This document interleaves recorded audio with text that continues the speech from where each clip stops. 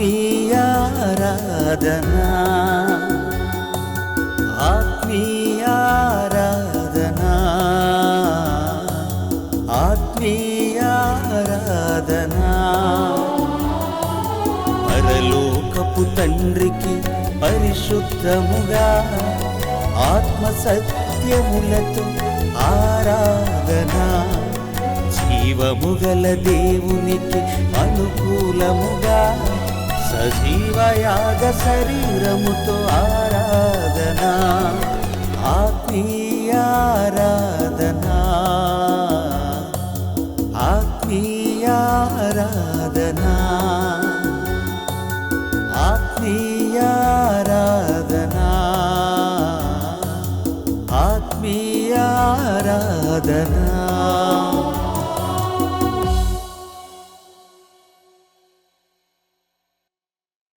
దేవుని వాక్యంను వినుటకు సిద్ధపడి ఉన్నటువంటి నా ప్రియ సహోదరి సహోదరులందరికీ మన ప్రభువును రక్షకుడునైన యేసుక్రీస్తు వారి పేరిట వందనములు తెలియజేస్తున్నాను. ప్రియులారా, మీరందరూ కూడా ఆత్మీయంగాను శారీరకంగాను క్షేమంగా ఉన్నారని నేను భావిస్తున్నాను.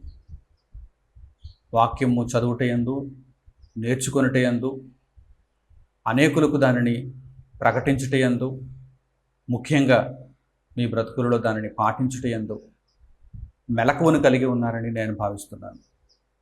ఎందుకంటే దేవుని వాక్యం మన జీవితాలలో అత్యంత శ్రేష్టమైనది, మనము కోరుకోదగినది, మనతో నిత్యము ఉండేది. అది ఎప్పటికీ చెక్కు చెదరనిది. దేవుడు ఒకసారి వాక్యమును దయచేశాడంటే ఆ వాక్యము ఎప్పటికీ మారదు. దేవుని మాట మారదు. స్థిరమైన వాక్యము అంటాడు. అందుకే స్థిరమైన వాక్యము. దేవుని మాట చాలా స్థిరమైనది. వందల వేల సంవత్సరాలు గతించిపోయిన నేటికి స్థిరముగా ఉన్నది ఏదైనా ఉన్నది అంటే అది దేవుని వాక్యం. అది దేవుని వాక్యం. కనుక దేవుని మాటల మీద అత్యంత శ్రద్ధ, భక్తి, నమ్మకం, విశ్వాసం, నిరీక్షణ కలిగి మీ విశ్వాస జీవితాలను దేవునిలో ముందుకు కొనసాగించుకోవాలని మొట్టమొదట మీకు తెలియజేస్తున్నాను. ఈ భూమి మీద కూడా మనుషుల మాటలు చాలా ప్రాముఖ్యమైనవి. మనిషి తన మాటను విలువైనదిగా భావించాలి. వ్యర్థమైన మాటలు మనిషి పలుకకూడదు. తన నోట నుండి వచ్చినటువంటి ప్రతి మాట మనిషి విలువైనదిగా చూసుకోవాలి. అది ఎప్పుడు సాధ్యమవుతుంది? దేవుని వాక్యంతో హృదయం నిండినప్పుడు, హృదయము నిండిన దానిని బట్టి నోరు మాట్లాడినప్పుడు, దేవుని వాక్యమును మనం మాట్లాడినప్పుడు శ్రేష్టమైన మాటలు మనం పలుకగలిగేటువంటి అవకాశం ఉంటుంది. స్థిరమైన మాటలు మనం మాట్లాడగలిగే అవకాశం ఉంటుంది. లేక అపవాదితో మన హృదయాన్ని నింపుకుంటే దుష్ట సంబంధమైనటువంటి మాటలనే మనం పలుకుతాం. మనం ఆడిన ప్రతి మాటకు మనం లెక్క చెప్పాలి. మన ప్రవర్తన విషయంలో మనం జవాబుదారీతనంగా ఉండాలి. కనుక మాట్లాడేటప్పుడు ఎంత చక్కగా మనం మాట్లాడాలో, ఎంత జాగ్రత్తగా మనం మాట్లాడాలో, మన మాటలు వాక్య సంబంధమైనవిగా ఎలా ఉండాలో ఈ పాఠ్యాంశంలో మనం నేర్చుకోబోతున్నాం. ప్రియులారా, మాట్లాడుటకు నిదానించువారుగా ఉండాలని దేవుని వాక్యం సెలవిస్తోంది. నిదానించి మాట్లాడి ఆ మాటలు దేవుని వాక్య సంబంధమైనవిగా ఉన్నాయో లేదో మనం ఎప్పటికప్పుడు పరీక్షించుకుంటూ చక్కగా మనం మాట్లాడటానికి మనం ప్రయత్నం చేయాలి, సాధన చేయాలి. ఇది ఒక్క రోజులో వచ్చేటువంటి మార్పు కాదు. మనకు దేవుడిచ్చినటువంటి కాలంలో మనం సాధన చేస్తూ ఉండాలి. మన మాటలు చక్కనివిగా ఉండటానికి, వాక్య సంబంధముగా ఉండటానికి మనం నిరంతరం ప్రయత్నం చేస్తూ ఉండాలి. దేవుడు ఎంత చక్కగా మాట్లాడతాడు, దేవుని మాటలు ఎంత శ్రేష్టమైనవిగా ఉంటాయి. అవి ఒక మట్టి మూసలో పవిత్రపరిచినటువంటి లోహము ఎలా ఉంటుందో అంతకంటే శ్రేష్టముగా ఉంటాయి. అంతకంటే శ్రేష్టముగా ఉంటాయి. పుటము పెట్టబడినటువంటి మాటలుగా దేవుని మాటలు ఉంటాయి. కనుక దేవుని మాటల వలె మన మాటలను కూడా స్థిరముగా మనం మాట్లాడాలి, శ్రేష్టమైనవిగా మనం మాట్లాడాలి, న్యాయమైనవిగా మనం మాట్లాడాలి, సత్య సంబంధమైనవిగా మనం మాట్లాడాలి. ముఖ్యంగా దేవుని విషయంలో మనం మాట్లాడుతున్నప్పుడు మన మాటలు చాలా జాగ్రత్తగా ఉండాలి. ఈరోజు అనేక మంది దేవుని విషయంలో మాట యందు తప్పుతున్నారు. అనేక మంది దేవుని గూర్చి మాటలలో తప్పిపోతున్నారు. అంటే ముందుగా దేవునికి ఒక వాగ్దానం చేస్తారు, ముందుగా దేవునికి ఒక మాట ఇస్తారు, ముందుగా తమ జీవితములలో దేవుని గూర్చి కొన్ని నిర్ణయాలు తీసుకొని వారు ఆ సందర్భాలలో దేవునికి నమ్మకమైనటువంటి మాటలు చెబుతారు. కానీ కాలం గడిచే కొద్దీ వారి విశ్వాసం సన్నగిలుతోంది, మాట మార్చేస్తారు, మాట మరిచిపోతారు, దేవునికి ఇచ్చిన మాట వెనక్కి తీసుకుంటారు. ఒకానొక చరిత్ర సందర్భాన్ని ఇప్పుడు మీకు జ్ఞాపకం చేస్తాను.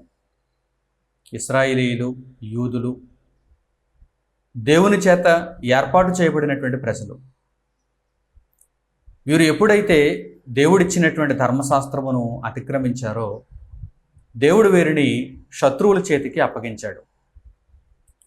ఇశ్రాయేలీయులు అష్షూరీయుల చేతికి అప్పగింపబడ్డారు, యూదులు బబులోనీయుల చేతికి అప్పగింపబడ్డారు. బబులోను రాజైనటువంటి నెబుకద్నెజరు యూదులను బహు ఘోరముగా హింస పెట్టాడు, బాధ పెట్టాడు. అనేక మంది యూదులు చంపబడ్డారు, ఎదురు తిరిగినటువంటి యూదులు హతమొందించబడ్డారు. ఇక మిగిలినటువంటి శేషము కొంతమంది మాత్రమే మిగిలి ఉన్నారు. ఎందుకంటే యేసుక్రీస్తు ప్రభు భూమి మీదకి రావాలి, యూదుల్లో నుండి ఆయన రావాలి, రక్షణ యూదుల్లో నుండియే కలగాలి. కనుక శేషభాగంగా యూదులు కొంతమంది మిగిలారు. ఆ సందర్భంలో ఒకవైపు నెబుకద్నెజరు భయము చేత గిజగిజలాడిపోతున్నటువంటి యూదులు, శేషముగా మిగిలినటువంటి యూదులు యెరూషలేము ప్రాంతంలో ఉండలేక ఎక్కడికి వెళ్ళాలా అని ఆలోచన చేస్తూ తమ మధ్యన ఉన్నటువంటి ఇర్మియా ప్రవక్తను వారు అడుగుతున్నారు. దేవునిని అడిగి దేవుని నిర్ణయాన్ని మాకు తెలియజేస్తే మేము ఆ నిర్ణయం ప్రకారం నడుచుకుంటాం. ఎందుకంటే యెరూషలేములో ఉండటానికి ఇప్పుడు మాకు పరిస్థితి బాగోలేదు, కనుక మేము ఐగుప్తుకు వెళ్ళాలనుకుంటున్నాం. ఎక్కడ నుండి అయితే వచ్చామో మరలా అక్కడికి వెళ్ళాలనుకుంటున్నాం. ఈ విషయమై దేవుని నిర్ణయాన్ని మాకు తెలియజేస్తే మేము దేవుని నిర్ణయం ప్రకారం నడుచుకుంటాం, దేవుని నిర్ణయం ప్రకారం నడుచుకుంటాం అని ఇర్మియాకు తెలియజేస్తున్నారు. అటువంటి సందర్భాన్ని ఒకసారి మనం పరిశుద్ధ గ్రంథంలో నుండి చూద్దాం. ఇర్మియా గ్రంథము 42వ అధ్యాయము 1వ వచనం నుంచి మీరు చూడాలి. ఇర్మియా గ్రంథము 42వ అధ్యాయము 1వ వచనం నుండి. అంతలో సేనాధిపతులందరూ, కారేహ కుమారుడైన యోహానానును, హోషేయ కుమారుడైన యజన్యాయును, అల్పులేమి, ఘనులేమి ప్రజలందరూ ప్రవక్త అయిన ఇర్మియా యొద్దకు వచ్చి అతనితో ఇలాగు మనవి చేసిరి. మేము ఎంత కొంచెము మంది మిగిలి ఉన్నామో నీవు చూచుచున్నావు కదా. చిత్తగించి మా విన్నపమును నీ సన్నిధికి రానిచ్చి శేషించి ఉన్న మా అందరి నిమిత్తము నీ దేవుడైన యెహోవాకు ప్రార్థన చేయుము. మేము నడవవలసిన మార్గమును చేయవలసిన కార్యమును నీ దేవుడకు యెహోవా మాకు తెలియజేయునుగాక. కాగా ప్రవక్త అయిన ఇర్మియా వారికి ఉత్తరమిచ్చినదేమనగా, మీరు చేసిన మనవి నేను అంగీకరించుచున్నాను. మీ మాటలను బట్టి మన దేవుడైన యెహోవాను నేను ప్రార్థించుదును. ఏమయూ మీకు మరుగు చేయక యెహోవా మిమ్మును గూర్చి సెలవిచ్చినదంతయు మీకు తెలియజేతను. అప్పుడు వారు ఇర్మియాతో ఇట్లనిరి, నిన్ను మా యొద్దకు పంపి నీ దేవుడకు యెహోవా సెలవిచ్చిన ఆ మాటలను బట్టి మరుమాట లేకుండా మేము జరిగించని ఎడల యెహోవా మా మీద నమ్మకమైన సత్యసాక్షిగా ఉండునుగాక. మాకు మేలు కలుగునట్లు మేము మన దేవుడైన యెహోవా మాట వినువారమై, అది మేలే గాని కీడే గాని మేము ఆయన యొద్దకు నిన్ను పంపు విషయములో మన దేవుడైన యెహోవా సెలవిచ్చు మాటకు విధేయుల మగుదుము. శేషించి ఉన్నటువంటి యూదులు, ఆ యూదులలో కొందరు ప్రధానులు, వారికి దేవునికి పూర్తిగా సంబంధం తెగిపోయింది. వారు దేవునికి భిన్నంగా బ్రతుకుతున్నారు. వారి జీవితాలు దేవుని యొక్క మార్గములకు చాలా దూరంగా ఉన్నాయి. వారికి ప్రార్థన చేయడానికి కూడా ధైర్యం లేదు. అటువంటి పరిస్థితులలో వారి మధ్య నివసిస్తున్నటువంటి దైవజనుడైనటువంటి ప్రవక్త అయినటువంటి ఇర్మియా యొద్దకు వారు వచ్చి, ఇదిగో మేము చాలా భయంకరమైనటువంటి పరిస్థితుల్లో ఉన్నాము కదా, మేము ఎక్కడికి వెళ్ళాలో నీ దేవుడైన యెహోవాను నీవు ప్రార్థించి మాకు తెలియచేయి అని వారు అడుగుతున్నారు. అప్పుడు ఇర్మియా గారు ఏమంటున్నారు? మన దేవుడైన యెహోవాకు నేను ప్రార్థన చేస్తాను, ఆయన సెలవిచ్చిన దానిని దేనిని మరుగు చేయకుండా మీ యొద్దకు మరలా నేను వచ్చి తెలియజేస్తాను. ఆ మాటల ప్రకారం మీరు నడుచుకోవాలి. ఈ విషయాన్ని ఇర్మియా గారు వారితో తెలియజేసినప్పుడు వారు తిరిగి మరలా ప్రత్యుత్తరాన్ని ఏ విధంగా ఇస్తున్నారు చూసారా? మా విషయమై దేవుడు నీకు చెప్పినటువంటి ప్రతి మాటను మరు మాట లేకుండా మేము నడుచుకుంటాం, వెంబడిస్తాం, అంగీకరిస్తాం. ఒకవేళ అది మేలైనా కీడైనా, ఒకవేళ మేము యెహోవా చెప్పినటువంటి మాటలకు అవిధేయులమైతే మా దేవుడు మమ్మను ఏమైనా చేయొచ్చు, మా మీదికి ఆయన శిక్ష రావచ్చు. యెహోవాయే మా మీద నమ్మకమైన సత్యసాక్షిగా ఉండునుగాక. ఆయన సెలవిచ్చిన ప్రతి మాట మేము తప్పకుండా పాటిస్తాం. ఎందుకంటే ఇప్పుడు మేము కష్టంలో ఉన్నాం, ఇబ్బందులో ఉన్నాం, వేదనలో ఉన్నాం అని ఇర్మియాకు మరలా ప్రత్యుత్తరం ఇచ్చారు. అంటే సందర్భం మీరు జాగ్రత్తగా అర్థం చేసుకోగలిగితే, శేషించి ఉన్నటువంటి యూదులు, వారిలో ఉన్నటువంటి ప్రధానులు ఏం చేయాలో ఎటు పాలుపోక వారి మధ్య ఉన్నటువంటి ప్రవక్తయగు ఇర్మియాను వేడుకుంటున్నారు. దేవుడైన యెహోవా మా విషయమై ఎటువంటి నిర్ణయాన్ని కలిగి ఉన్నాడో మాకు తెలియచేయాలి అని ప్రార్థన చేయమని ఇర్మియా గారిని వారు అడుగుతున్నారు. అప్పుడు ఇర్మియా గారు ఏమంటున్నారు? దేవుడు చెప్పిన ప్రతి మాటను నేను ఏమాత్రం మరుగు చేయకుండా మీకు తెలియజేస్తాను, మీరు దాని ప్రకారం నడుచుకోవాలి అని ఇర్మియా గారు చెప్పారు. వెంటనే వారు ఏమంటున్నారు? మరో మాట లేదంటున్నారు. మరో మాట లేదు అంటే మేము మాట మార్చం, ఇదిగో ఇప్పుడు ఈ విధంగానే చెబుతున్నాం, దేవుడు ఏమి సెలవిచ్చినా ఆ మాటకు విధేయులమై ఉంటామని అప్పుడు కూడా ఆ విధంగానే చెబుతాం అని అంటున్నారు. యెహోవాయే మా మీద సాక్షిగా ఉండును, సత్య సాక్షిగా ఉండును, నమ్మకమైన సత్య సాక్షిగా ఉండును. ఈ మాటలను మనం చదివినప్పుడు యూదులలో కాస్త మార్పు వచ్చిందేమో, దేవుని యొక్క నిర్ణయం కోసం వీరు ఎదురు చూస్తున్నారేమో.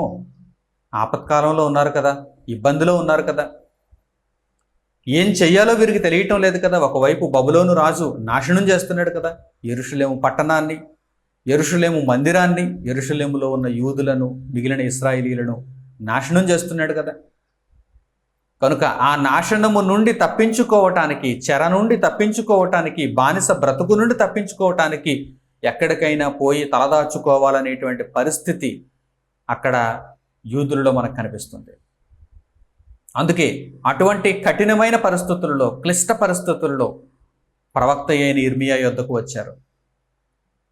అన్నీ బాగున్నప్పుడు దేవుని దగ్గరకు రాలేదు, అంతా క్షేమంగా ఉన్నప్పుడు దేవుని యొద్దకు రాలేదు. మాకేంటి క్షేమంగా ఉంది కదా అనుకున్నారు, మాకేంటి రాజు ఉన్నాడు కదా అనుకున్నారు, మాకేంటి ఒక దేశం ఉంది కదా అనుకున్నారు, మా దేశాన్ని చూస్తే మిగిలిన అన్ని దేశాలకు భయం కదా అనుకున్నారు, మాకేంటి మాకు పొలాలు ఉన్నాయి కదా, పంట పండుతుంది కదా, ధనం ఉంది కదా, ఇండ్లున్నాయి కదా, దాసదాసీలు ఉన్నారు కదా, మాకేంటి కొదువ, మేము దేవుని యొద్దకు ఎందుకు వెళ్ళాలి, మాకు ఇష్టమైన దేవతలను మేము పూజిస్తాం, మా ఇష్ట ప్రకారం మేము నడుచుకుంటాం. ఇటువంటి పరిస్థితి యూదులలో ఉంది, ఇశ్రాయేలీయులలో ఉంది. అప్పుడు వారు దేవుని దగ్గరకు రాలేదు. ఎప్పుడైతే కష్టాలు, వేదనలు ప్రారంభమయ్యాయో, చుట్టూ చూస్తున్న వారంతా చనిపోవటం ప్రారంభించారో, చుట్టూ ఎక్కడ చూసినా శ్రమే వారికి కనిపిస్తుందో, అటువంటి పరిస్థితుల్లో దిక్కుతోచని పరిస్థితుల్లో ప్రవక్తయగు ఇర్మియా యొద్దకు వచ్చి దేవుని నిర్ణయాన్ని అడుగుతున్నారు. అయితే కనీసం ఇప్పుడైనా వీరు దేవుని దగ్గరకు వచ్చారు అని సంతోషించడానికి ఉందో లేదో తర్వాత మాటలను చూస్తే మనకు అర్థమవుతుంది. వారి ప్రవర్తన ఎంత చంచలమైనదో మనం ఈ వాక్య భాగం ద్వారా తెలుసుకున్న తరువాత మన ప్రవర్తన ఈ విధంగానే చంచలత్వంతో ఉందో లేదో మనం ఒక్కసారి ఆలోచన చేసుకోవాలి, పరీక్షించుకోవాలి. దేవునికి ఇప్పుడు యూదులు మాటిచ్చారు, యూదుల ప్రధానులు మాటిచ్చారు. దేవుడు తన నిర్ణయాన్ని ఏ విధంగా చెప్పినా సరే, వాళ్ళు ఎంత క్షుణ్ణంగా స్పష్టంగా చెప్పారో చూడండి. అది మేలైనా కీడైనా దేవుడు ఏం చెప్పినా సరే మమ్మును ఇక్కడే ఉండమన్నా లేక మరో దేశానికి వెళ్ళమన్నా దేవుడు ఏం చెప్పినా సరే మేము దానిని పాటిస్తామంటున్నారు, మేము దానిని అమలు చేసి తీరుతామంటున్నారు. అందుకు కదా ఇర్మియా గారు వెళ్ళి దేవునిని ప్రార్థిస్తున్నారు. ప్రియులారా, ఏం జరిగిందో తర్వాత సందర్భంలో మనం చూడగలిగితే చాలా అన్యాయమే జరిగింది. దేవుని మాటకు విలువ లేకుండా చేసేశారు. వారి బ్రతుకులను వారే అంతమొందించుకున్నారు. నిజంగా ఈ సందర్భాన్ని చదువుతున్నప్పుడు ఒక దృష్టాంతం ఈ విధంగా కనిపిస్తుంటే నేటి మన బ్రతుకులు కూడా దానికి తగ్గట్టుగా దానిని పోలినవిగా కనిపిస్తున్నాయా? ఒక్కసారి ఆలోచన చేయాలి. చరిత్రలో ఒక దృష్టాంతం, యూదుల మధ్య జరిగినటువంటి ఈ దృష్టాంతం ఈరోజు మన మధ్య కూడా జరుగుతోందా? ఈరోజు మన మధ్య కూడా కనిపిస్తోందా? కష్టకాలంలో, వేదన కాలంలో, ఇబ్బంది కాలంలో దేవునికి మొరపెట్టినప్పుడు, దేవుడు మనకు సహాయాన్ని అందించాలి అనుకున్నప్పుడు, ఆపన్న హస్తం దయచేసినప్పుడు దేవుని నిర్ణయానికి మనం ఎదురు తిరుగుతున్నామా? దేవునికి ఇచ్చిన మాటను మనం పట్టించుకోవటం లేదా? మాట మీద నిలబడటం లేదా? అసలు ఏం జరిగిందో, యూదుల మధ్య ఆ రోజు జరిగినటువంటి సందర్భం ఏంటో, వారు దేవునికి ఎలా ఎదురు తిరిగారో ఒక్కసారి మీరు పరిశుద్ధ గ్రంథంలో చూడాలి. ఇర్మియా గారు ప్రార్థించడానికి వెళుతున్నారు, దేవునికి ప్రార్థన చేయటానికి వెళుతున్నారు. దేవుని నుండి సమాధానం వచ్చింది. ఈ సందర్భాన్ని ఇప్పుడు మనం దైవ గ్రంథంలో చూద్దాం. 42వ అధ్యాయం ఇర్మియా గ్రంథం 7వ వచనం నుంచి ఇప్పుడు చూడండి. ఇర్మియా గ్రంథము 42వ అధ్యాయము 7వ వచనం నుంచి. 10 దినములైన తరువాత యెహోవా వాక్కు ఇర్మియాకు ప్రత్యక్షమాయను గనుక అతడు కారేహ కుమారుడైన యోహానానును అతనితో కూడా నున్న సేనల అధిపతులనందరినీ, అల్పులనేమి ఘనులనేమి ప్రజలనందరినీ పిలిపించి వారితో ఇట్లనెను: ఇశ్రాయేలు దేవుడైన యెహోవా సన్నిధిని మనవి చేయుటకై మీరు నన్ను పంపితిరి కదా. ఆయన సెలవిచ్చినదేమనగా, నేను మీకు చేసిన కీడును గూర్చి సంతాపమొంది ఉన్నాను. మీరు తొందరపడక ఈ దేశములో కాపురమున్న ఎడల పడగొట్టక నేను మిమ్మును స్థాపింతును, పెళ్ళగింపక నాటెదను.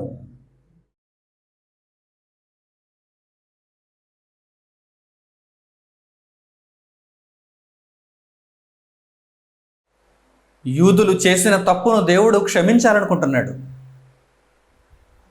ఇశ్రాయేలీయుల యొక్క తప్పును దేవుడు క్షమించాలనుకుంటున్నాడు. అందుకే వీరు నా దగ్గరకు వచ్చారు. కష్టంలో ఉన్నప్పుడైనా నేను వీరికి గుర్తొచ్చాను. శ్రమలలో, ఇబ్బందులలో, బాధలలో ఉన్నప్పుడైనా వీరికి నేను గుర్తొచ్చాను. మంచిది. వీరికి నేను చేసిన కీడు విషయమై సంతాపమొంది ఉన్నాను.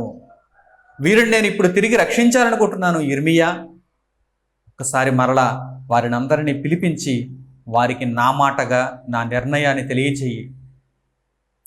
మేలైనా కీడైనా నా మాటను వారు గౌరవిస్తానన్నారు గనుక, నా మాటకు వారు కట్టుబడి ఉంటానన్నారు గనుక వారిని పిలిపించు. యూదుల ప్రధానులను పిలిపించు, యూదులలో సమస్త ప్రజలను పిలిపించు, ఇశ్రాయేలీయులుగా మిగిలిన శేషభాగాన్ని పిలిపించు, యెరూషలేము ప్రాంతంలో నివసిస్తున్నటువంటి నా ప్రజలను పిలిపించు. వారికి ఈ విషయాన్ని తెలియచేయి. ఏంటా విషయం? మీకు నేను చేసిన కీడును గూర్చి సంతాపపడి ఉన్నాను గనుక. అంటే ఎంత చక్కని మాట అండి అది. అంటే దేవుడు ఈ కీడును వెనక్కి తీసుకోవాలనుకుంటున్నాడు, ఆ శిక్షను వెనక్కి తీసుకోవాలనుకుంటున్నాడు. ఆ మాట వింటేనే వారందరికీ ఎంత ధైర్యం పుట్టాలండి. వారంతా వెంటనే దేవుని మీద ఎంత గొప్పగా ఆనుకోవాలండి. దేవుని పాదాల మీద పడిపోవాలి కదా. నేను మీకు చేసిన కీడును గూర్చి సంతాపపడి ఉన్నాను కనుక నేను మిమ్మల్ని ఇక మీదట రక్షించాలనుకుంటున్నాను. పడగొట్టక మిమ్మును స్థాపింతును, పెళ్ళగింపక మిమ్మును నాటెదను. ఎంత చక్కని ఆదరణ కలిగిన మాట అండి. ఈ మాట చాలు బ్రతకడానికి, దేవుని నుండి ఈ మాట వస్తే చాలండి, జీవం పుట్టుకొస్తుంది. బబులోను రాజైన నెబుకద్నెజరుకు మీరు భయపడకండి. మీరు వానికి భయపడుతున్నారు. వాడిని పంపించింది నేనే. ఆ కీడును నేను ఇప్పుడు ఆపుచేస్తాను, నిలుపుదల చేస్తాను, మీ మీద దయ పుట్టిస్తాను. మీరు ఆగండి. యెరూషలేములోనే మీరు నిలవండి, ఇంకెక్కడికి వెళ్ళొద్దు. బానిసత్వంలో నుండి ఒకసారి మిమ్మును బయటకు రప్పించాను, తిరిగి మరలా ఐగుప్తు దేశానికి పోవద్దు. అక్కడికి వెళితే మరలా పరిస్థితి ఏంటి? యథావిధిగా ఉంటుంది. మరలా వారు బానిస బ్రతుకులోనే ఉంటారు. మరలా వారు అన్య దేవతల వైపు తిరిగిపోతారు. ఇశ్రాయేలీయులుగా, యూదులుగా దేవుని లోకానికి పరిచయం చేయవలసినటువంటి వీరు, రక్షకుణ్ణి వీరిలో నుంచి తీసుకుని రావలసినటువంటి వీరు యెరూషలేములోనే ఉండాలి అన్నది దేవుని సంకల్పం కదా. నిజంగా వీరు మరలా పశ్చాత్తాపపడి దేవుని యొద్దకు తిరిగి వచ్చినప్పుడు ఆయన తాను చేస్తున్నటువంటి కీడును, ఆయన విధిస్తున్నటువంటి శిక్షను వెనక్కి తీసుకుందాం అనుకునేటువంటి పరిస్థితుల్లో వీరంతా కూడా ఆ మాటలు విన్న తర్వాత చాలా ఆదరణ పొందాలి కదండి. దేవుడు మా మొర విన్నాడని, ప్రవక్త అయిన ఇర్మియా గారి మొర విన్నాడని, మమ్మను బ్రతికించాలనుకుంటున్నాడని, దేవుడు ఇంకనూ మా మీద ప్రేమ చూపిస్తున్నాడని ఎంత ధైర్యం కలిగి ఉండాలి, ఎంత ఆలోచనతో వారు దేవుని మీద ఆధారపడాలి ఒక్కసారి మీరు గమనించండి. కానీ ఏం జరిగిందో తెలుసా? దేవుడు ఇంత ఆదరణ కలిగిన మాట చెప్పిన, ఇంత నిరీక్షణతో దేవుడు ఈ మాటలను పలికించిన, ఒక జీవమును, బ్రతుకును వారి చేతుల్లో పెట్టిన వారు దానిని తృణీకరించారు. మాట మీద నిలబడలేదు. దేవుడు వారిని ఈ మాటలు చెప్పి నాశనం చేయటానికి వారిని ఇక్కడ ఉండమంటున్నాడేమోనని వారు భావిస్తున్నారండి. అపవాది వారిలో ఎలాంటి భావనను పుట్టించాడో చూడండి. దేవుని వలన బ్రతికే ఆలోచన మనిషికి లేదండి. అపవాది ఈరోజు మనుషులను నాశనం చేస్తున్నాడు. అపవాది ఈరోజు దేవునికి కాకుండా మనుషులను దూరంగా తీసుకుని వెళ్ళిపోతున్నాడు, నాశనంలో పడేస్తున్నాడు. పైకి అందంగా కనిపించిన లోకం చివరకు నిన్ను నాశనం చేస్తుంది. పైకి కఠినంగా కనిపించిన దేవుని వాక్యం నిన్ను చివరకు బ్రతికింపజేస్తుంది, నిత్యత్వంలో నిన్ను నిలబెడుతుంది.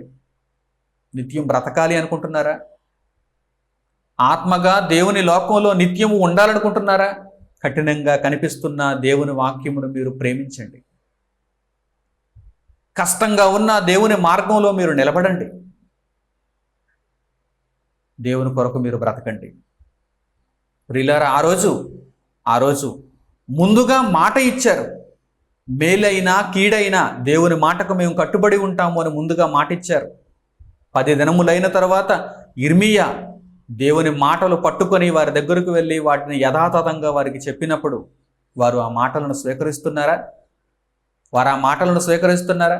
నేను మిమ్మల్ని ఇక పడగొట్టను, మిమ్మల్ని స్థాపిస్తాను, నేను ఇక మీదట మిమ్మల్ని పెళ్ళగింపను, మిమ్మల్ని నాటుతాను అన్నప్పుడు ఆ మాటలను వారు స్వీకరిస్తున్నారా? గౌరవిస్తున్నారా? కనీసం దేవుని మాట కదా, మనిషి మాట కాదు, అది దేవుని మాట. మేము విధేయులం అవ్వాలి. మేము ముందుగా చెప్పినటువంటి ఆ మాటకు మేము కట్టుబడి ఉండాలి. మేము ముందుగా మాట ఇచ్చాం. దేవుడు ఏం చెప్పినా ఆ మాటలను మేము పాటిస్తామని ముందుగా దేవునికి మాట ఇచ్చాం. ఆ మాటలకు మేము కట్టుబడి ఉండాలని కనీసపు జ్ఞానం ఆ రోజు ఆ యూదులలో లేదండి. శేషముగా మిగిలి ఉన్న యూదులలో లేదండి. ఎక్కువ జనాభాయం కాదండి, తక్కువ మందే. విస్తారమైనటువంటి జనాభాయం లేదు అక్కడ. అప్పటికే చాలామంది చనిపోయారు. అప్పటికే చాలామంది చెరపట్టబడి తీసుకుని పోబడ్డారు. శేషభాగం మిగిలి ఉంది. కొద్ది మంది మిగిలి ఉన్నారు. ఆ కొద్ది మంది కూడా దేవుని కొరకు బ్రతకటం లేదు. ఆ కొద్ది మంది కూడా ఇచ్చిన మాటను నిలబెట్టుకోవటం లేదు.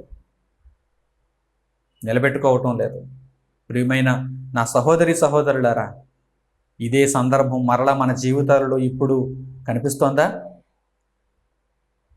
నాటి సందర్భమే మరలా మన జీవితాలలో నేడు పునరావృతం అవుతుందా? అయితే మనం జాగ్రత్త పడాలి. అటువంటి స్వభావం మనలో ఉండకుండా మనం జాగ్రత్త పడాలి. ఏం జరిగిందో చూడండి. దేవుడు ఈ విషయాన్ని వారికి తెలియచెప్పిన తరువాత వారు ఎలాంటి నిర్ణయం తీసుకున్నారో చూడండి. మాట మీద నిలబడ్డారా? మాటను అతిక్రమించారా? వారు అన్న మాటనే వారు నిలబెట్టుకోలేకపోయారా? ఒక్కసారి చూడండి. 43వ అధ్యాయం ఇర్మియా గ్రంథం 1వ వచనం నుంచి. ఇర్మియా గ్రంథము 43వ అధ్యాయము 1వ వచనం నుంచి. అతడు ప్రజలకందరికీ ప్రకటింపవలెనని దేవుడైన యెహోవా పంపిన ప్రకారము ఇర్మియా వారి దేవుడకు యెహోవా సెలవిచ్చిన మాటలన్నిటినీ వారికి ప్రకటించి చాలింపగా, హోషేయ కుమారుడైన అజర్యాయును కారేహ కుమారుడైన యోహానానును గర్విష్ఠులందరూ ఇర్మియాతో ఇట్లనిరి, నీవు అబద్ధము పలుకుచున్నావు, ఐగుప్తులో కాపురముండుటకు మీరు అక్కడికి వెళ్ళకూడదని ప్రకటించుటకై మన దేవుడైన యెహోవా నిన్ను పంపలేదు.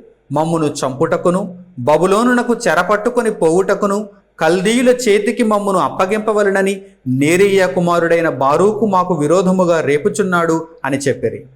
కాగా కారేహ కుమారుడైన యోహానానును సేనల అధిపతులనందరును ప్రజలందరూ యోధా దేశములో కాపురం ఉండవలనన్న యెహోవా మాట వినకపోయిరి. మరియు కారేహ కుమారుడైన యోహానానును సేనల అధిపతులందరూ యెహోవా మాట విననివారై యోధా దేశములో నివసించుటకు తాము తరిమివేయబడిన ఆయా ప్రదేశముల నుండి తిరిగి వచ్చిన యూదుల శేషమును అనగా రాజదేహ సంరక్షకులకు అధిపతియకు నెబూజరదాను షాఫాను కుమారుడైన అహీకాము కుమారుడకు గెదల్యాకు అప్పగించిన పురుషులను స్త్రీలను పిల్లలను రాజకుమార్తెలను ప్రవక్తయగు ఇర్మియాను నేరియా కుమారుడకు బారూకును తోడుకొనిపోయి ఐగుప్తు దేశములో ప్రవేశించిరి.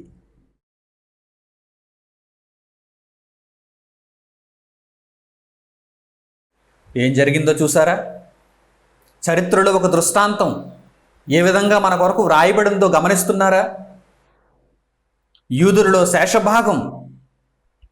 శేషభాగం దేవుని మాటను వినలేదు. అంతవరకు దేవుని మాటను వినకుండా ఉండటం వారికి వాడుక. మనసు మారిందనుకున్నాడు దేవుడు. మనసు మార్చుకున్నారేమో, నా మాటకు వీరు విధేయులుగా బ్రతుకుతారేమో. దేవుడు తాను పంపాలనుకున్న కీడును నిలపాలనుకున్నాడు. అయినా వారు మారారా? మాటను నిలబెట్టుకోలేని ప్రజలుగా వారు కనిపిస్తున్నారు. వారిచ్చిన మాట ముందుగా వారు తెలియజేశారు. మేలైనా కీడైనా యెహోవా మాటను మేము తప్పకుండా నెరవేరుస్తామని ముందుగా మాట ఇచ్చారు. కానీ ఏమైందో చూడండి. ప్రవక్తయగు ఇర్మియా వెళ్ళటం, ప్రార్థన చేయటం, దేవుని వాక్కు ఇర్మియాకు ప్రత్యక్షం అవ్వటం, ఇర్మియా మరల ఆ వాక్కును తీసుకుని వచ్చి యథాతథంగా వారికి ప్రకటించిన తరువాత వారు ఏం చేస్తున్నారు చూడండి. పదండి ఐగుప్తుకి అంటున్నారు. ఇది యెహోవా మాట కాదంటున్నారు. యెహోవా మాటను ధిక్కరిస్తున్నారు. అలాంటప్పుడు ముందుగా ఎందుకు ఆ మాట చెప్పారు? మేలైనా కీడైనా యెహోవా మాటను అనుసరించేదమని ముందుగా ఎందుకు ఆ మాట తెలియజేస్తారు? శిక్షను కొని తెచ్చుకోవటానికి. భయంకరమైనటువంటి శిక్ష వారి కొరకు ఎదురు చూస్తోంది. దేవుని మాట వింటామని చెప్పి వినకపోతే భయంకరమైన శిక్ష. దేవునికి మాట ఇచ్చి ఆ మాటను నిలబెట్టుకోలేకపోతే భయంకరమైన శిక్ష. ఆ శిక్ష ఏంటో తెలుసా? మరణమే. ఐగుప్తులో కాలు పెట్టినటువంటి వారు, గర్విష్ఠులుగా మారినటువంటి వారు చనిపోయారు, కనిపించకుండా పోయారు. దేవుని మాటను అవహేళన చేయకూడదు. దేవునికి ఇచ్చిన మాటను అవహేళన చేయకూడదు. ఐగుప్తులో అడుగుపెట్టారు చూడండి. ఎంత ధైర్యమేంటి వారికి! ప్రవక్త అయిన ఇర్మియా గారు చెప్పినటువంటి మాటలను పట్టించుకోకుండా వారు తమ సొంత నిర్ణయానికి పోయారు. సొంత నిర్ణయానికి పోయేవారైతే అసలు ముందు దేవుణ్ణి అడగడం ఎందుకు?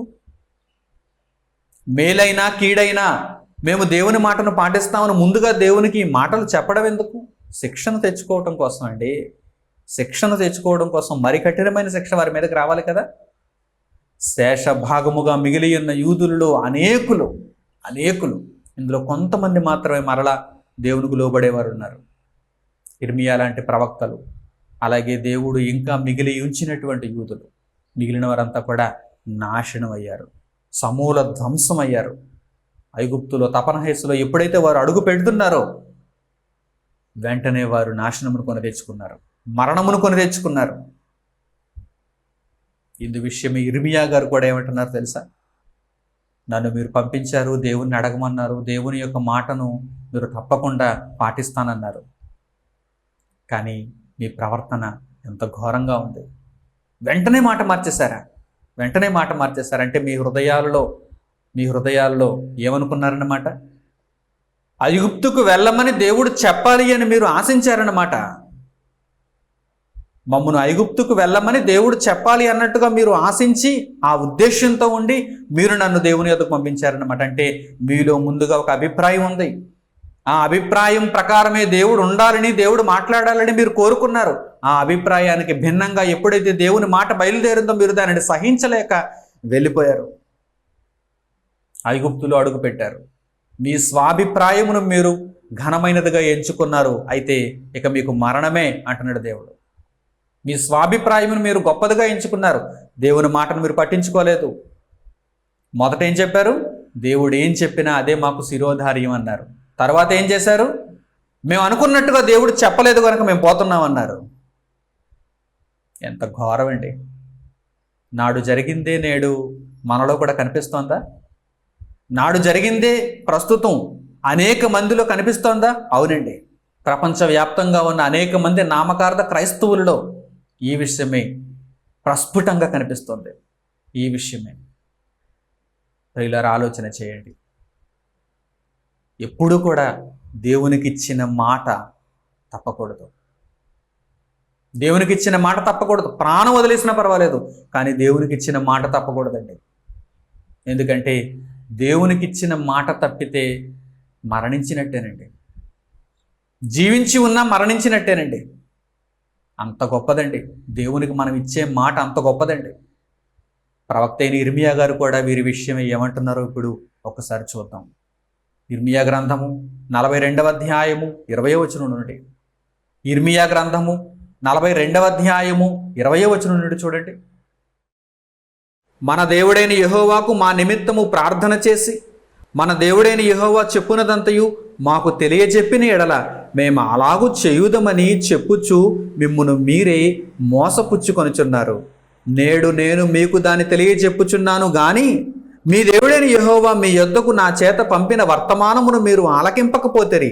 కాబట్టి కాపురముండవలెనని మీరు కోరు స్థలములోనే మీరు ఖడ్గము చేతను, క్షామము చేతను, తెగులు చేతను చత్తురని నిశ్చయముగా తెలుసుకొనుడి.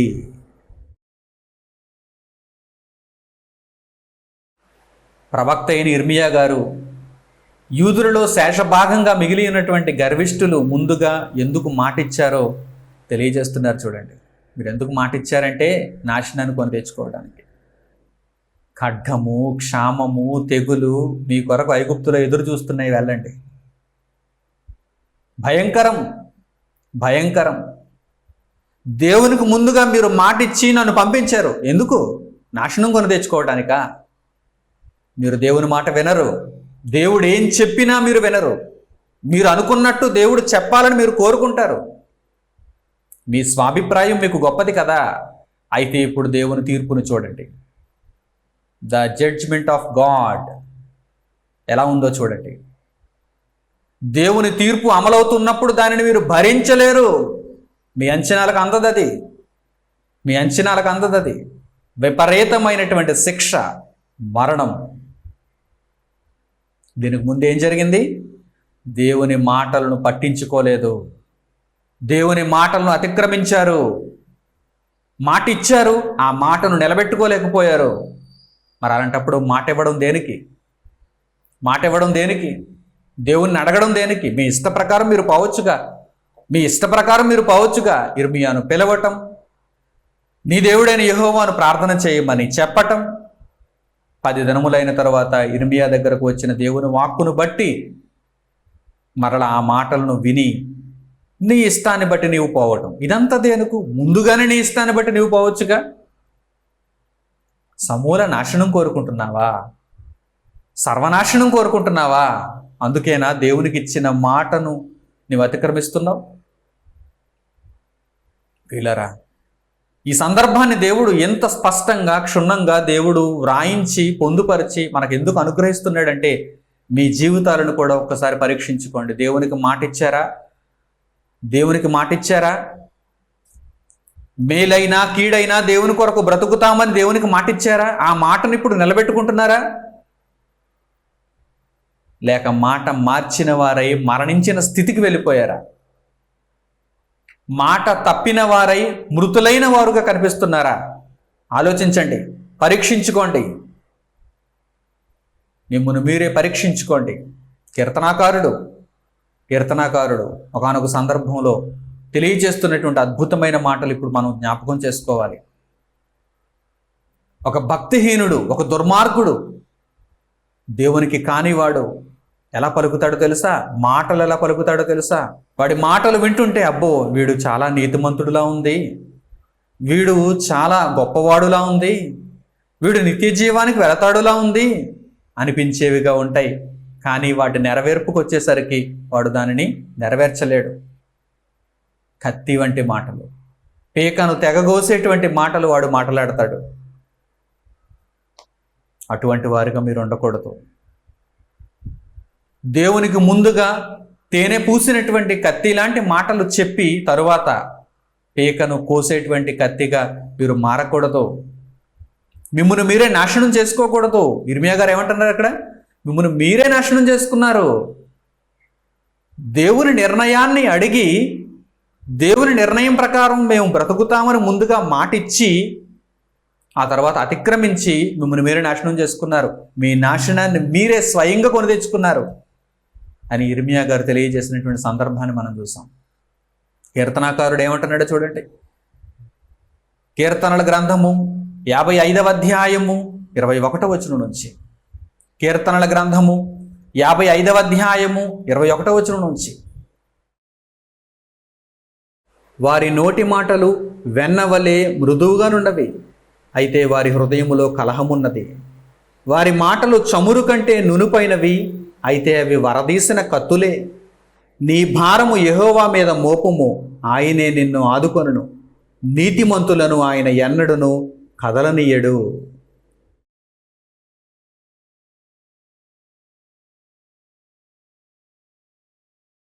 భక్తిహీనుల మాటలు ఎలా ఉన్నాయి చూస్తున్నారా? దేవుడు ఒక పోలిక చెబుతున్నాడండి అక్కడ. వెన్నపూస భక్తిహీనుల మాటలు. బాప్తిస్మం తీసుకునే రోజు భక్తిహీనుడి మాటలు ఎలా ఉంటాయి చూడండి. వెన్న, మెత్తని వెన్న, చమురు కంటే నునుపైన మాట. మార్పు ఒక్క రోజులో రాదండి. నీతి ఒక్క రోజులో రాదండి. బాప్తిస్మం తీసుకోగానే నేను నీతిమంతుడిని అయిపోయాను, ఇక మీదట నేను పాపం చేసినా నేను నీతిమంతుడిని అనుకోవటానికి వీలు లేదండి. జీవితకాలం అంతా సాధన సాధన సాధన. అనేక పర్యాయములు నీవు శోధనలో పడతావు, ఇబ్బందులలో పడతావు, కష్టాలలో ఉంటావు.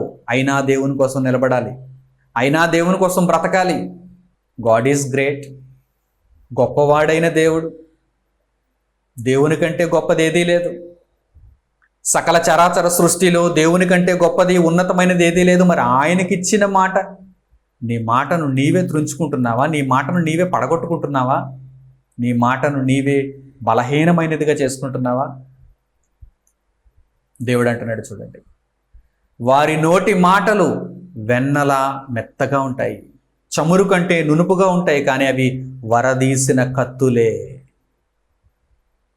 వారు దేవుని మీద ఆనుకొనరు. నీతిమంతులైతే దేవుని మీద ఆనుకుంటారు. ఎంత కష్టం ఎదురవుతున్నా సరే దేవుని మీద ఆనుకుంటారు. ఎందుకంటే వారికి దేవుడు అంటే భరోసా, నమ్మకం. మా దేవుడు మమ్మను కదలనీయడు, మా దేవుడు మమ్మను విడిచిపెట్టడు అనేటువంటి నమ్మకం. కానీ భక్తిహీనునికైతే కష్టం ఎదురవుతుంది, ఆపద వస్తుందని తెలియగానే పారిపోతాడు. ఎందుకంటే దేవుని మీద నమ్మకం లేదు. దేవుని మీద నమ్మకం లేదు. ఆనాడు శేషభాగముగా మిగిలి ఉన్నటువంటి యూదులు పారిపోతున్నారు, ఐగుప్తుకు పారిపోతున్నారు, నాశనం పొందటానికి పారిపోయారు, చావటానికి పారిపోయారు. దేవుని మీద నమ్మకం లేక. ఇక్కడ మేము ఉంటే కల్దీల చేతికి మమ్మల్ని అప్పగించేద్దామనా, బబులోనీల చేతికి ఇచ్చి మమ్మల్ని చంపేద్దామనా? ఇలా ఉన్నాయండి వారి ఆలోచనలు. అంతేగాని దేవుని మీద మేము ఆనుకుంటే మమ్మల్ని ఏ కష్టం కూడా దరిచేరదు అనేటువంటి నమ్మకం, నిరీక్షణ వరకు ఉందండి. దౌర్భాగ్యులండి, దౌర్భాగ్యులండి. అందుకే ఎందుకు మాట ఇచ్చారు ముందు అని దేవుడు అడుగుతున్నాడు. ఎందుకు మాట ఇచ్చారు ముందు? మీరు ఇచ్చిన మాటే మిమ్మల్ని నాశనం చేస్తుంది. చూడండి, మీరు ఇచ్చిన మాటే మిమ్మల్ని నాశనం చేస్తుంది. నీతిమంతులైతే ఆయన మీద ఆనుకుంటారు, ఆయన మీద భారం వేస్తారు, ఆయన భారాన్ని వారు మోస్తారు. ప్రయాసపడి భారం మోసుకొని చిన్న వారలారా నా యొద్దకు రండి, నేను మీకు విశ్రాంతి కలుగు చేతను. నేను మీ మీద మీరు మోయదగిన నీతి కాడిని పెడతాను, దానిని మీరు మోయండి. నా కొరకు మీరు బ్రతకండి, నా క్రియలలో మీరు ఉండండి, మీ భారం అంతటిని నాకు ఇవ్వండి.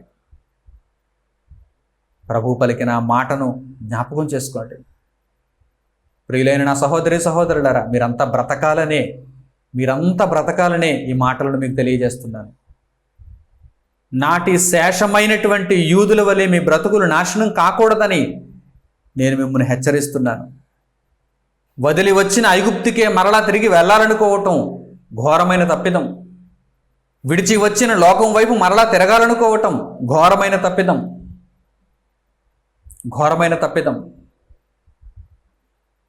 దేవుని కొరకు బ్రతకాలి నిర్ణయం తీసుకున్నప్పుడు దేవుని కొరకు బ్రతకాలి. చావు ఎదురైనా సరే క్రీస్తు కొరకే బ్రతకాలి. క్రీస్తు కార్యములలో ఉండాలి. ఇచ్చిన మాటను నిలబెట్టుకోవాలి. నీతిమంతులు తమ మాటలను దేవునికి ఇస్తే దేవుని కొరకు తమ మాటను ఎలా నిలబెట్టుకుంటారో, నీతిమంతుల మాటలు ఎంత శ్రేష్టమైనవిగా వారు పలుకుతారో మరో చోట దేవుడు రాయించినటువంటి అద్భుతమైన వాక్య భాగాన్ని ఇప్పుడు మనం చూద్దాం. కీర్తనల గ్రంథము 15వ అధ్యాయం పూర్తిగా చూడండి. చిన్న అధ్యాయమే. కీర్తనల గ్రంథము 15వ అధ్యాయము 1 నుండి చివరి వరకు. యెహోవా, నీ గుడారములో అతిథిగా ఉండదగిన వాడెవడు? నీ పరిశుద్ధ పర్వతం మీద నివసింపదగిన వాడెవడు? యథార్థమైన ప్రవర్తన కలిగి నీతిని అనుసరించుచు హృదయపూర్వకముగా నిజము పలుకువాడే. అట్టివాడు నాలుకతో కొండెములాడడు, తన చెలికానికి కీడు చేయడు, తన పొరుగువాని మీద నింద మోపడు. అతని దృష్టికి నీచుడు అసహ్యుడు. అతడు యెహోవా యందు భయభక్తులు గలవారిని సన్మానించెను. అతడు ప్రమాణము చేయగా నష్టము కలిగినను మాట తప్పడు. తన ద్రవ్యము వడ్డీకియ్యడు, నిరపరాధిని చెరుపుటకై లంచము పుచ్చుకొనడు. ఈ ప్రకారము చేయువాడు ఎన్నడను కదల్చబడడు.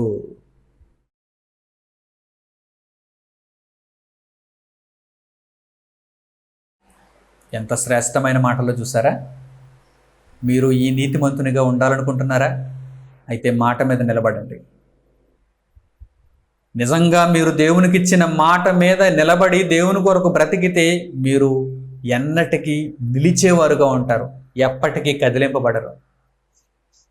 మిమ్మల్ని కదిలించే శక్తి ప్రకృతిలో దేనికి లేదు, ఈ సృష్టిలోనే దేనికి లేదు. దేవుని వాక్యంతో నిలబడండి. ఎవరండి దేవుని వాక్యంతో నిలబడేది? ఈ లోకంలో జల్లెడు పెడితే తక్కువ మంది కనిపిస్తారండి. అసలు శేషమండి. ఒకరు కూడా కనిపిస్తారో లేదో సందేహమేనండి. అందుకే కీర్తనకారుడు ఏమంటున్నాడు? నీ పరిశుద్ధ పర్వతము మీద నివసింపదగిన వాడు ఎవడు? డౌట్. ఎవడు?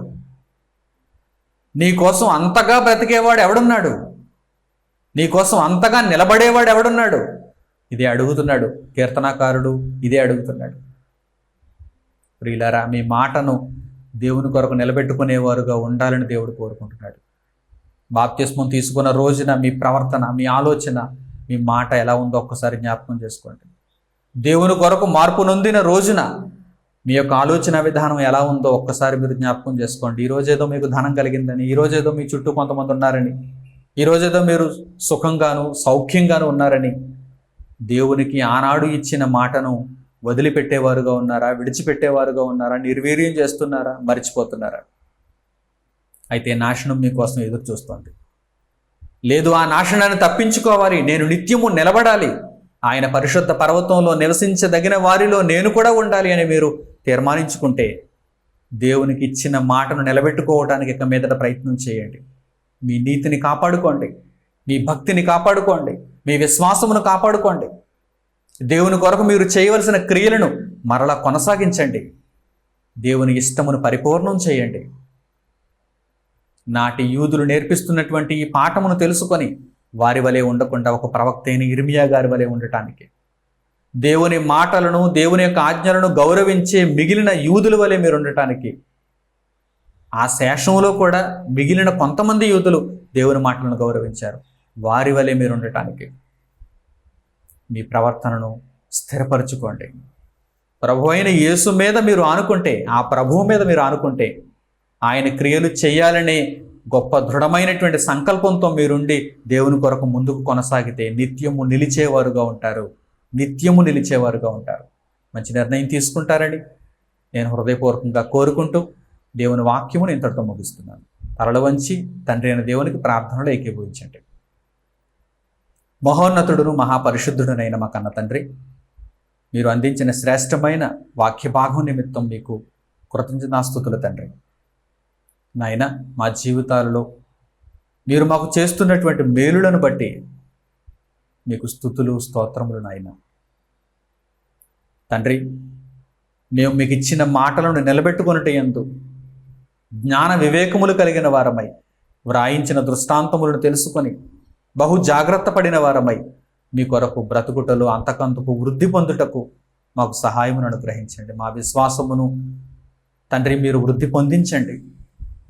మా రక్షణను మేము కాపాడుకున్నట్లుగా సహాయమును దయచేయండి. నాయన, తప్పుడు మార్గంలో వ్యర్థమైన ఆలోచనతో ఎందరైతే ఉన్నారో వారంతా కూడా ఈ మాటలను విన్న తర్వాత తమ యొక్క ప్రవర్తనను మార్చుకొని మీ కొరకు నిత్యము నిలబడటానికి దృఢమైనటువంటి నిర్ణయం తీసుకొనగలిగే నిమిత్తం వారికి సహాయమును దయచేయండి. నా తండ్రి, ప్రపంచంలో అనేకమైన భయంకరమైన పరిస్థితులు రాజ్యమేలుతున్నప్పుడు మమ్మల్ని మీరు జ్ఞాపకం చేసుకొని నాయనా, మా చుట్టూ మీ యొక్క దేవదూతల సంరక్షణను ఉంచి కావలి నుంచి ప్రతి ఆపద నుండి మీ బలమైన హస్తము చేత మమ్మను కాపాడుతున్నందుకు మీ కృతజ్ఞతలు తండ్రి. కోడి తన పిల్లలను తన రెక్కల క్రింద ఎలాగూ కాపాడుతుందో భయంకరమైనటువంటి ప్రమాదాల బారిన ఉన్నటువంటి ఈ లోకంలో నివసిస్తున్నటువంటి మమ్మును మీరు అలాగే కాపాడుతున్నారు. అందును బట్టి మాటలలో మిమ్మల్ని స్తుతించలేము, మా క్రియలలో మిమ్మల్ని ఘనపరిచే వారముగా ఉండుటకు మాకు సహాయమును దయచేయండి. నాయన, మేము మరణించినా కానీ మేము మీకు ఇచ్చిన మాట మరణించకుండా ఉండటానికి, ఆ మాటను మేము బ్రతుకున్నంత వరకు నిలబెట్టుకుని నాయన మీ యొక్క సంకల్పమును మేము నెరవేర్చడానికి, పనిని పూర్తి చేసి మీ సన్నిధిలో కనిపించేవారముగా ఉండటానికి సహాయము చేయమని హృదయపూర్వకంగా మీ సన్నిధిలో మీ పాదముల మీద పడి బ్రతిమలాడుకుంటూ ఈ ప్రార్థనా విజ్ఞాపనములను మీ కుమారుడును సర్వలోకమునకు రక్షకుడును మా ప్రభువునైన యేసుక్రీస్తు వారి పేరిట మిమ్మల్ని అడుగుచున్నాము తండ్రి. ఆమేన్. మన తండ్రి అయిన దేవుని ప్రేమ, ఆయన కుమారుడైన యేసుక్రీస్తు ప్రభు యొక్క కృప, పరిశుద్ధాత్మ దేవుని యొక్క అన్యోన్య సహవాసము మనందరికీ సదాకాలంతోనే నడిపించునుగాక. ఆమేన్. అందరికీ వందనములు. సెలవు.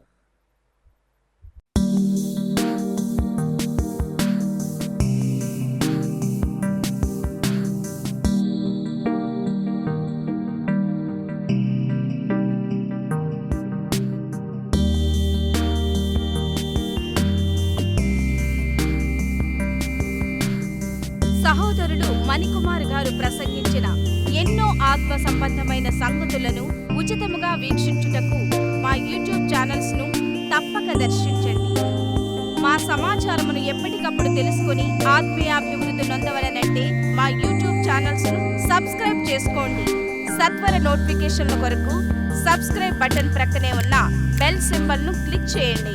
మరిన్ని వివరములకు మీరు సంప్రదించవలసిన మా ఫోన్ నెంబర్స్ 8978414178 మరియు 8333927666. ధన్యవాదములు. ఈ కార్యక్రమమును అనేక మందికి పరిచయం చేయగలరని ఆశిస్తున్నాము. ప్రభువైన యేసుక్రీస్తు పేరిట మీకు శుభములు.